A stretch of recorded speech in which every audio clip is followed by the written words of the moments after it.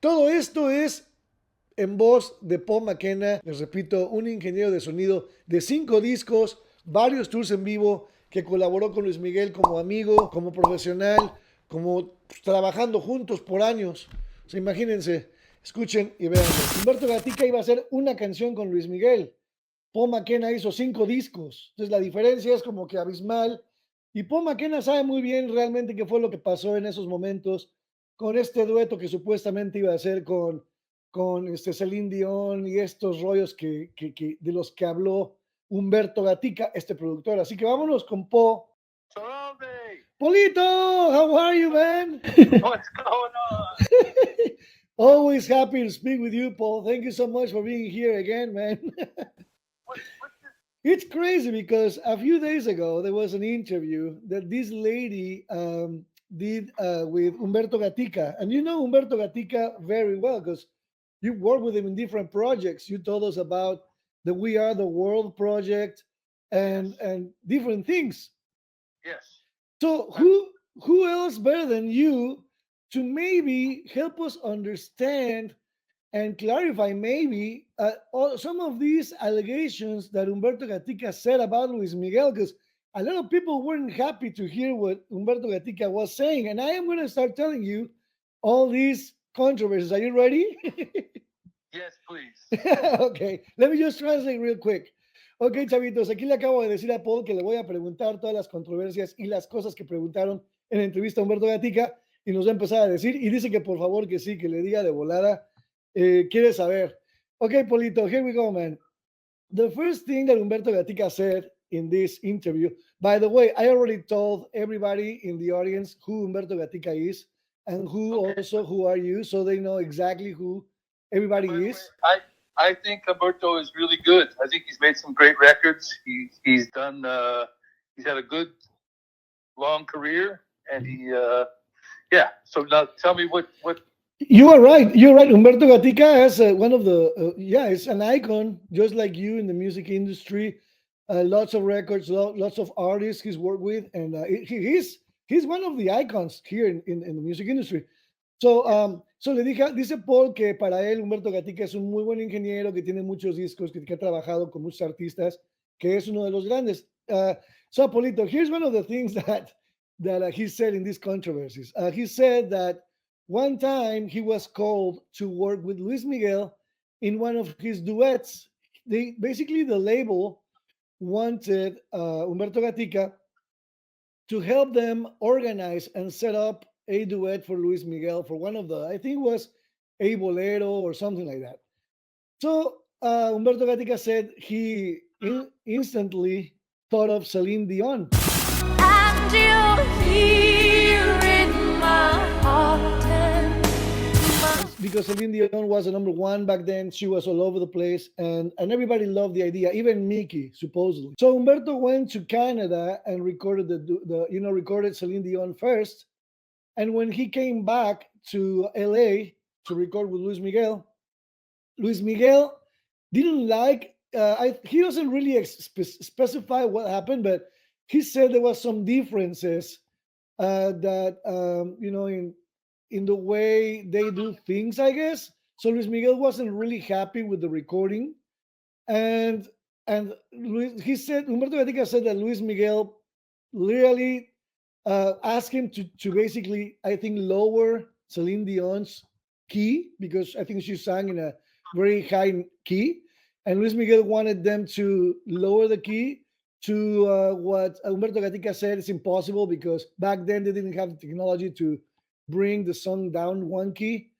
So when Luis Miguel saw that they were not going to do that, he just disappeared, never said anything, never said whether he liked the song with Celine Dion or what had happened. He just left. Let me translate real quick. Hold on. So la pregunta que le estoy diciendo a Paul, básicamente le dije lo que pasó, lo que dijo Humberto Gatica al principio de la entrevista, que fue que grabó con Celine Dion, regresó, y cuando regresó, Mickey no estaba al 100% feliz con la grabación y que había diferencias en cosas que a Mickey no le gustaban y que Humberto Gatica le dijo que básicamente no podía bajarla de tono porque no había la tecnología como ahora que hay un Pro Tools, ¿no? Entonces, no podía. Entonces, Micky, al ver que no pudieron, pues, satisfacer lo que él pedía, sus peticiones, simplemente desapareció y nunca les dijo gracias, nunca les dijo si les gustó la rola, nada. So, es lo que le dije a Paul. Entonces, so Paul, were you around when this happened in Luis Miguel's career? Do you know anything about it? I do. I know all about it. I was there. This is gonna get good, man. What can you tell us about it? You want to hear the truth? Yes, please. Well, was involved because they reached out to Celine Dion to do this. Yes. Because it was a very special song. Somos Novios is the song. Yes. Oh, and really? That was the song they were trying to do together? Yes. Okay. Okay, so the song Somos Novios is the same song as It's Impossible. That's correct. With new lyrics. Yes, you're right. A big hit for Perry Como in the 60s, I believe. Oh. And the big, it was a great song. Yes. Now, the thing is, this song was already recorded for Segundo Romance. Okay. So how can they say it wasn't done in the right key? That track was cut for Luis Miguel to sing to, and it showed up on Segundo Romance. Yes. So why would he want the key changed when he sang it in that key? And that's his song. He cut it. I mean, I got you. I won't say it's his song. It's Armando Manzanero's song, who's a legendary songwriter. Wrote all kinds of great songs. He wrote the music to it. Okay. And he wrote the words in Spanish as Somos Novios. Yes. In English, some guy wrote the lyrics to It's Impossible. That's right. It sucks. It was a hit by a bunch of people. Yes. And so why would he need to change the key when it was cut by his band for his record? That's right. So later on, they wanted to get her to come to the studio to do it. Humberto says, "I'll take care of it. I'll do it." You know, that happens a lot. I mean, when you protect your singers, you protect your artists. So are you saying that Humberto Gatica said he would take care of it to protect Celine Dion? Well, no, to protect Humberto. Okay. To protect himself? Yeah. Okay. Why? He didn't want Celine Dion working with another engineer. Oh, I got you. You know, you don't want somebody in there bad-mouthing Hum. Yes. I wouldn't do that because he's good. He's one of the good guys, I would say. Yes. You know, one of the pros. So I think what happened was it was a bit of a mismatch. You know, when you do a duet, you really have to have chemistry. Totally. This one, there just wasn't the chemistry. You know, when Luis Miguel did a duet with Frank Sinatra, he listened to it. He made sure that there was chemistry between what they were talking about and what they were singing about. Okay. Luis Miguel, at that time in his career, could have made himself look even better. Wow. But why are you saying that Micky could have made himself look better? He held back. Okay, I got you. To fit the song. Okay, I got you. To make it appear that there's good chemistry between them, which there was. That's right. The Celine Dion one, Micky's a big fan. Was a big fan of Celine Dion's and liked your voice and all the good stuff like that. Yeah. But you know, it just didn't work chemistry wise. And I think I totally understand. Let me translate so I don't forget what we're talking about. So, ahí les va, chavitos. Le pregunté a Paul la pregunta que les dije, ¿no? Y entonces me dice Paul, ok, lo que pasó, le dije, ¿tú estuviste ahí? Y me dijo, claro que yo estaba ahí y te puedo decir exactamente lo que pasó. Me dice, ¿quieres oír la verdad? Le digo, pues claro, o sea, es interesantísimo porque pues oír el otro lado, ¿no? De la moneda, no nada más el lado de Humberto Gatica. Entonces dice que cuando la canción de Somos Novios, que era la canción que iban a grabar o que grabó Micky, ya estaba grabada, ya estaba arreglada, ya estaba hecha para que Micky la cantara en español y la cantó en español Micky, y de hecho esa es la canción que aparece en el segundo romance, la de Somos Novios.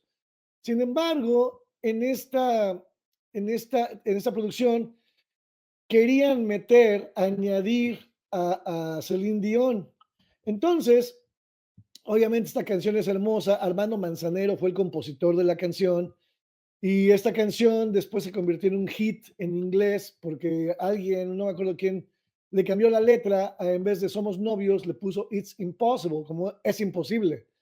Entonces, esta canción en inglés también se volvió un éxito en inglés con varias figuras en inglés. Entonces, obviamente Celine Dion, que la conocía en inglés, y cuando le mandaron la canción para que la grabara partes para cantarla con Micky, ella pedía que la cambiaran de tono.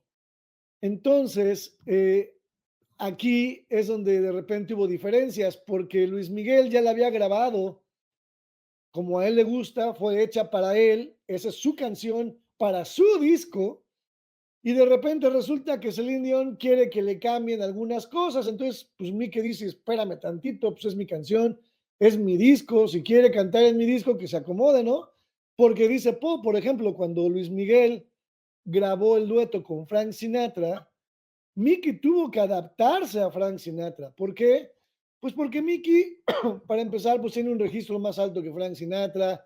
Micky canta, en mi forma de ver, muchísimo mejor que Frank Sinatra, aunque Frank Sinatra es Frank Sinatra, ¿no? Pero en mi forma de ver puede cantar muchísimo mejor Micky. Entonces, Micky cuando grabó esa canción tuvo que como limitarse a no hacer cosas que fueran a opacar a Frank Sinatra. Tuvo que literalmente detenerse como los caballos cuando les pones un freno para que no se vayan corriendo rápido. Así con Micky, le pusieron un freno para que él no pues, se viera mucho la diferencia. Total, eso es el ejemplo que pone de cómo se debe de adaptar un artista a otro cuando vas a grabar en el disco de un artista. Sin embargo, o Micky sí es así, y lo dijo muy claro, ¿no? Pero Celine Dion quería hacerle cambios a la canción de Micky, y ahí fue cuando Micky dijo, pues, o sea, ¿por qué? Entonces, ahí, con esta explicación, yo le doy la razón totalmente a Micky, porque aquí la que tenía que bajarle de ego y la que tenía que aceptar que era para cantarla con un cantante, el mejor cantante en español, ella era la que tenía que adaptarse, ella la que en mi forma de ver tenía que entender que no es su disco, no es una canción para ella, es un dueto. Y dice también que la química entre los dos no existía. Luis Miguel admiraba a Celine Dion, sin embargo, la química entre ellos dos, me dice Polito, que no existía y que para haber química, pues un dueto tiene que haber química. Dice que Luis Miguel la admiraba, pero después de que trabajó con ella, no hubo la química como por ejemplo la hubo con Frank Sinatra y Luis Miguel. So, Polito... a matter of respect. Exactly. Y el respeto, o sea, admiración y respeto, que no la sintió de parte de Celine Dion. And now that you're saying this part of the story, Polito, I really understand, like, it's a lot easier to understand why Luis Miguel would act like that. I would have done the same. Like, she was the one who needed to adapt to Mickey's request because it was his album, it was his song, and it was the song that song was written in Spanish. So totally. Yeah, and the idea was nice. It just chemistry wasn't there. Definitely. Yeah, well, Humberto Gatica I'm not saying at all it's her fault. No. Or his. It's just the chemistry wasn't there. It didn't sound like, when you make a recording, you want it to sound like everything happened at the same time. Exactly. Not, I'm going to take this, I'm going to go to, Canada, record my part in my own little way, and that's great, but there was nothing there between them. It didn't sound like it was a duet. or a magical moment that happened between them. Totally. Now, did you ever hear this song recorded and finished with both of them, or no? Is there what? Did you ever hear? I mean, I don't even know if this song actually came out, but did you ever heard the song finished with both of their voices, or you never did? Oh, I did. I've heard it. You totally did? Okay, hold on. And how did it sound? Honestly. Like there was no chemistry. Really? Yeah.